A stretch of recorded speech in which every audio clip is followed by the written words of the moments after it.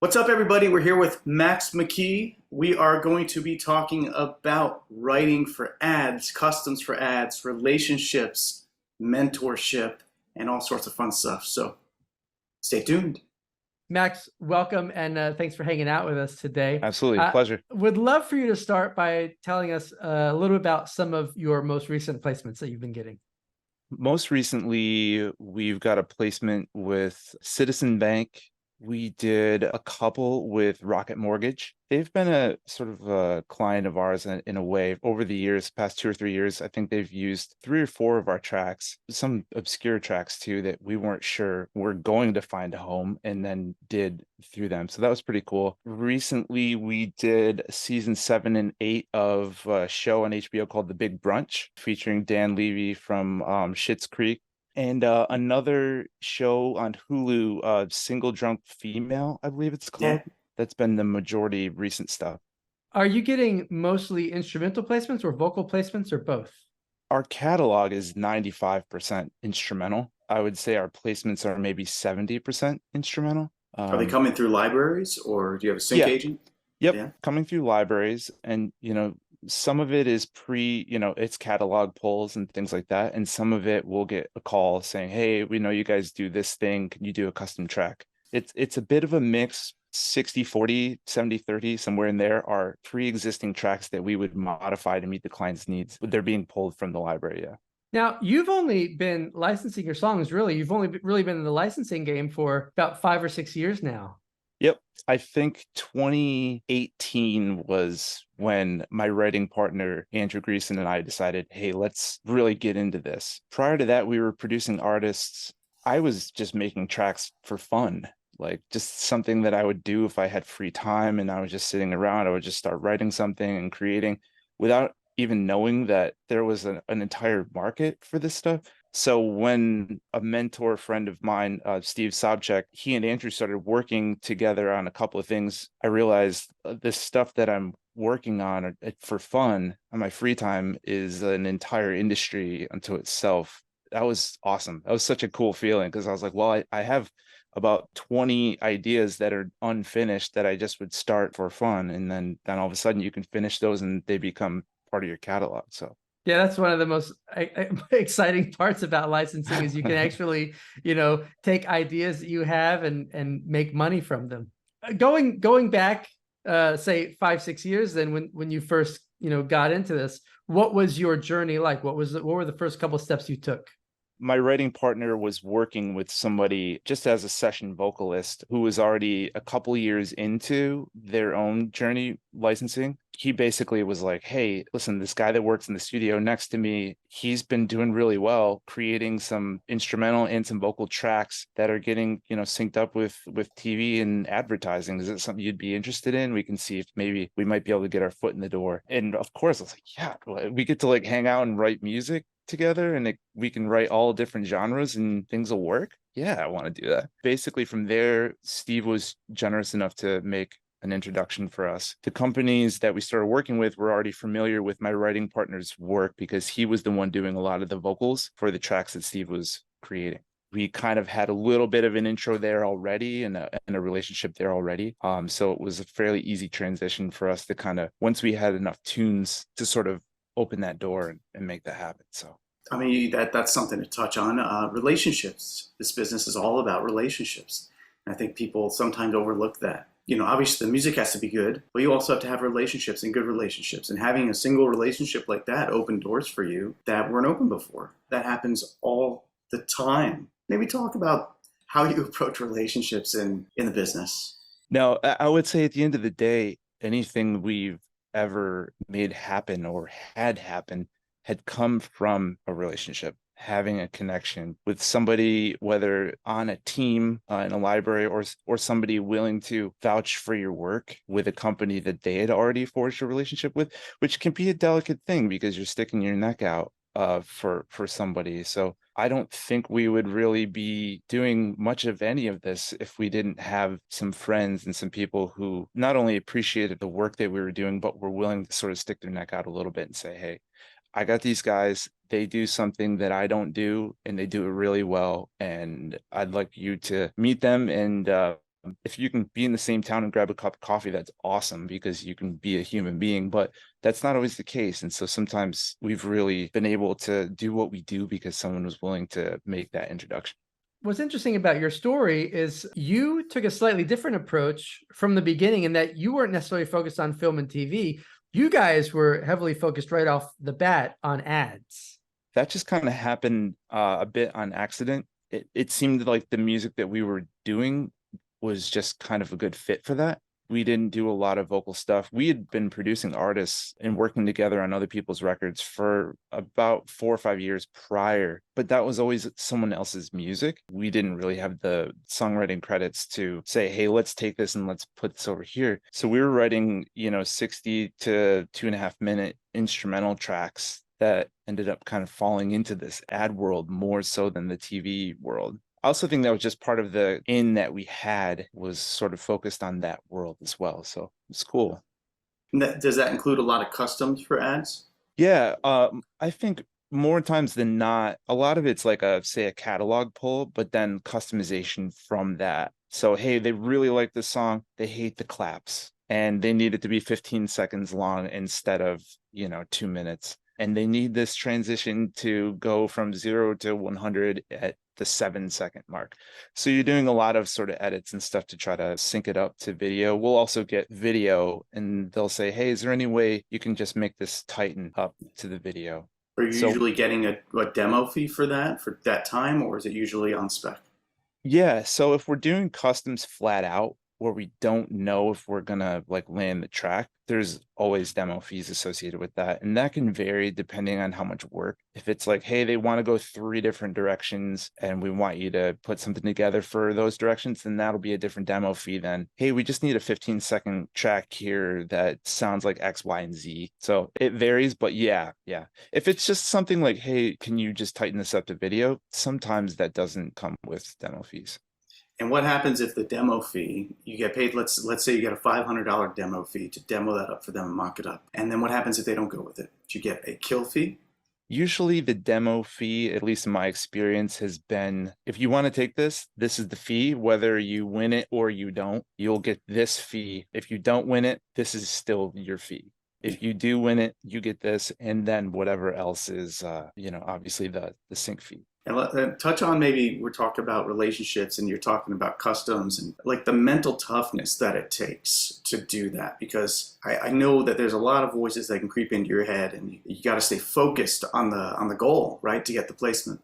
That, I would say, has arguably been some of the most challenging parts. I remember 2019, maybe, I was working on a custom for Pantene. They wanted this track to kind of have energy. They wanted it to be written to the video, and they had all these marks they wanted to hit, a dropout here, big swell here, energy at the back half, all these very particular things.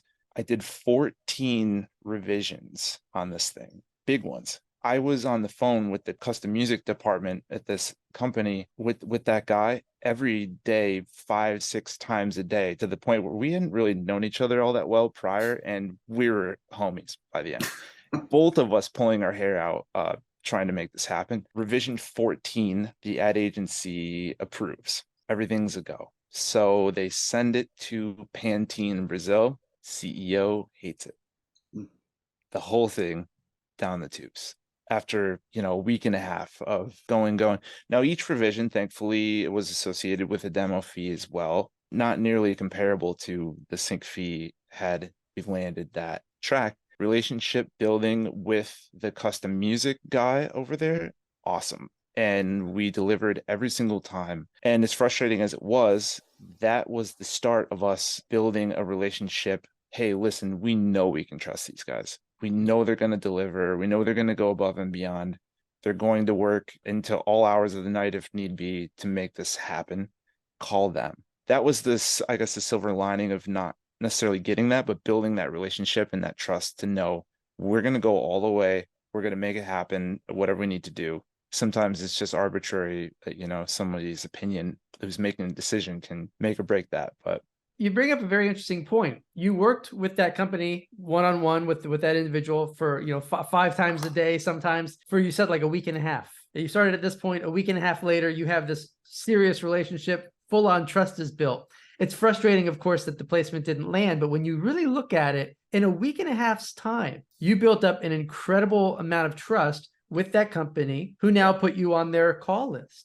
Yep. You know, at the top Yep. of that call list where they're going to call you on a regular basis because they know you can deliver. And when you really look at that, yeah, you traded an opportunity, which sucks. But the flip side is you now walk away with this relationship that's going to last for years and years and years and years and years. Many, many more opportunities from that opportunity. So, Right. yeah, it was the silver lining. My favorites are, hey, this client found this track in the library. They love it. Here you go. Right. Great. Yeah. Done. Cool. Here's the stems. Let's rock and roll. That's not always as common. Yeah, and along the way with 14 revisions, I mean, I'm sure at some point you and probably the guy in the custom house with you, working with you, said they just don't know what they want. Because that happens a lot. You spin in circles, they're trying to figure out what they want. They just don't know what they want. And instead of giving up and saying, you guys, you don't know what you want, go hire someone else, which many people will. They'll roll with it and say, we'll work until we get you what you want. We want you to be happy. It's that old thing that customers always right. And in that case, they're your customer. So whatever they want, you're serving them and helping provide value for them, which is, I mean, to echo Michael's sentiment, that's huge. It feels good when you show up and you work hard, and at the end of the day, you have something that everybody is happy with. After each revision, I lose a sense of attachment to the actual musical piece. You know, at first, maybe I was like, I really like this. I'm feeling this first version. Second version, okay, we took the claps away that I thought were cool, and this electric guitar part's changed over here. Each version sort of chips you down a little bit in regards to your own personal attachment to the composition, and it shifts into, what can I do to make this work for what you guys need? I'm not attached to this composition as much as making this work and making this happen. So it's cool to watch that shift happen to somebody who loves creating and composing. That practice of detachment is a big one. What does the typical day look like for you now compared to what a typical day looked like for you 5 or 6 years ago? 5 or 6 years ago was, okay, I'm playing 3-4 shows a week. I'm running down an artist's set, getting ready for their show. Oh, I have 2.5 hours. I'm going to start a new track that I will put 2 more hours in the next day and chip away at it while I'm trying to make ends meet, playing club dates and short tours. I was touring a lot with backing up artists as a bass player. I didn't have as much time to put into creating, composing, and we got a couple of really nice licenses from tracks that maybe would have taken me a little bit more time, doing 2 hours here, 2 hours there. And that bought a little breathing room, which then I reinvested that breathing room into adding more tracks to the catalog and continued to tour, I had a portable rig I would be riding on the bus. That was the kind of goal, was, all right, I want to hop off the hamster wheel. I want to try to find a way to, make some revenue happen while I'm not working on it. Intellectual property rather than time for cash, and doing something that I would be doing if I had nothing to do, something that I would love to do just on my free time. All of those things kind of started to factor in. But 5 years ago, gigging all the time. Now I probably play 3 or 4 times a month, still performing. I love playing, especially with a really great band. But Monday through Friday, I wake up and I walk up to the studio. Sometimes I'm starting at a blank slate with an idea of a direction that I want to go. And sometimes I'm chipping away at something maybe I'd started the day before and didn't finish. That's a fun lifestyle when you can just get up and hang at your house most of the day. Yeah. Yep. I think the blank slate aspect has looked different ways, different days. Some days it's this wall that you have to climb and you're looking at it from the bottom thinking, how the heck am I going to get all the way to the top? Today, I don't have a lot of energy to give. And then other days, blank slate feels like a playground. It's, hey, you can make whatever you want. Aim it in a direction that has potential for placements. But some days it's cool. It feels really exciting to sit down and just play with sounds or find something inspiring and then chase that down as long as you can. How has mentorship played a role for you, just having mentorship in this business? I mean, I know you worked with Michael, right? And you've also had other mentors, it sounds like, along the way, along your journey, right? Yeah, I think almost everything that we are is borrowed. Musically, educationally, so much of that comes from learning along the way. It's incredibly powerful to have somebody who's maybe a few steps ahead of you or maybe a few miles ahead of you. In music in general, I've always found myself playing with musicians who were 10 or 20 or 30 years older than I was. And I got my butt kicked a lot over and over. It's a path that allows you to sort of gain more insight a little more quickly. Why do I want to go through 30 years of what that person had to learn when I can learn the majority of it by being open-minded and hanging out with them for 5?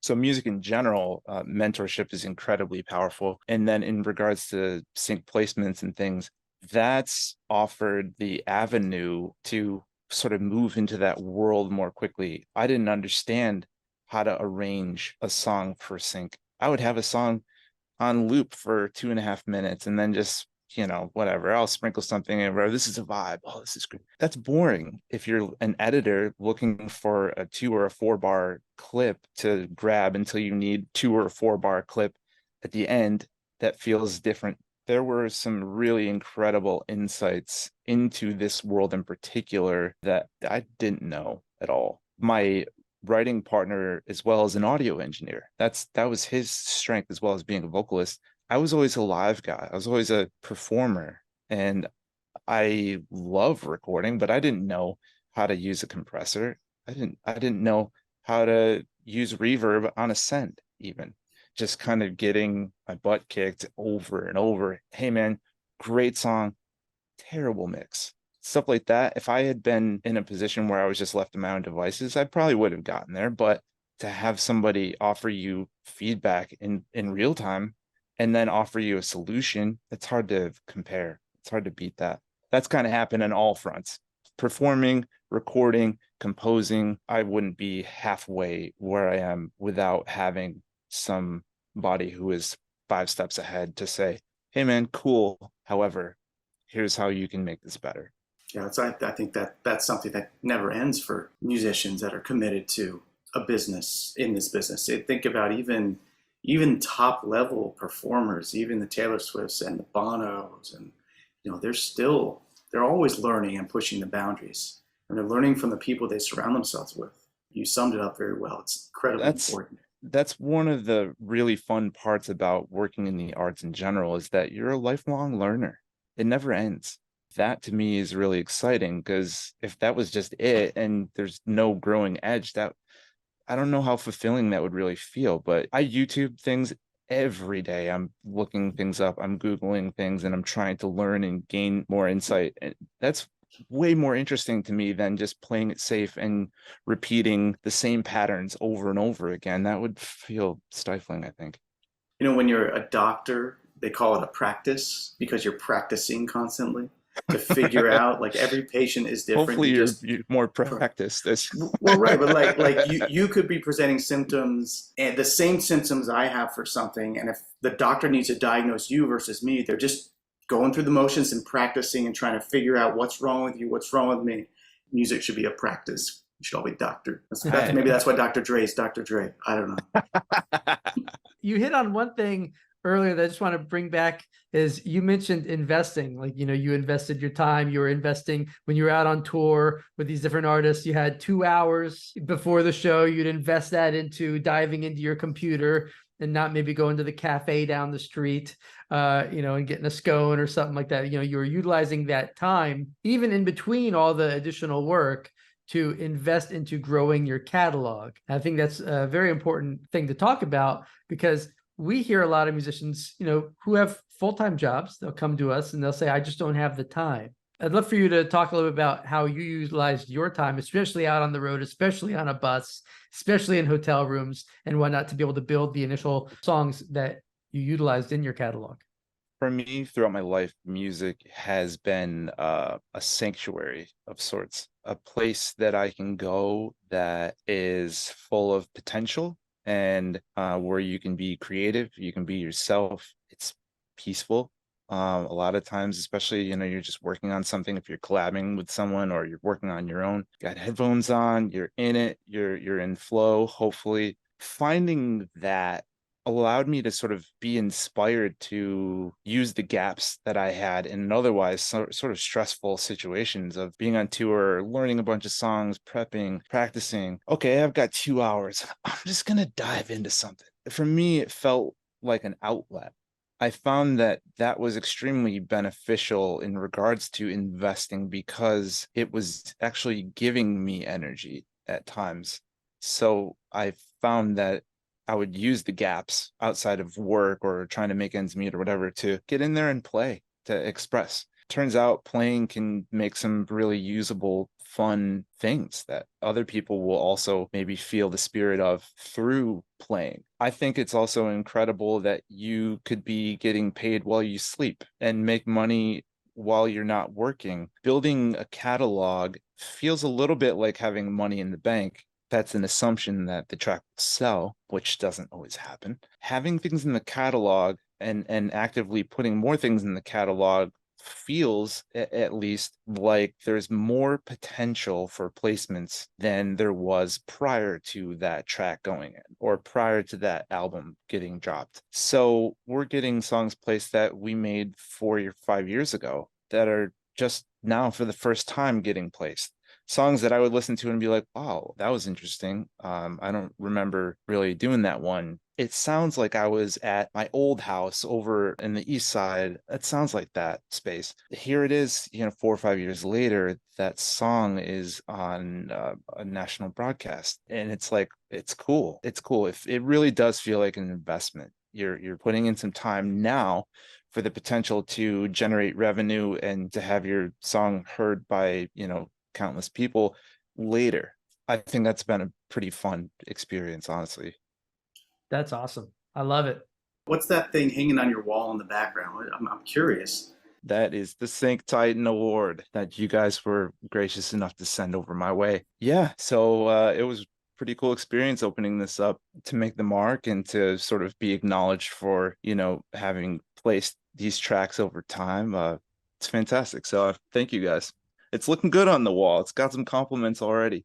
Receiving this Sync Titan Award, it's really moving to have some sort of benchmark in your journey. You work really hard and things kind of happen one track at a time, one placement at a time, and it's rare that you really take time to stop and take stock of the progress that you've made over time. So for me, when I look at this, it's like, hey man, nice work, keep going. And also don't forget to count your blessings and take stock of what has happened in your life so far. That is the nice thing about having those reminders on the wall in your studio. It is a nice reminder of the journey that we've all been on. We set goals. A lot of times we accomplish them. Then we get that little acknowledgement that allows us to go, yeah, I did it. And it's that burst of confidence. It gives us that confidence to go, okay, now I can set the next goal. Now I can set raise the bar even higher, and I've got the capabilities to accomplish that. Absolutely. Hey man, this has been a great conversation. Always enjoy talking to you. Always enjoy hearing what's going on with your career. And it's been fun watching you grow in the sync world from the beginning to where you're at now. Thank you. I appreciate your mentorship, and Jody, it's nice to get to know you a little bit. Great to meet you and get to know you a bit more. Keep up the good work. Thank you. Appreciate you guys.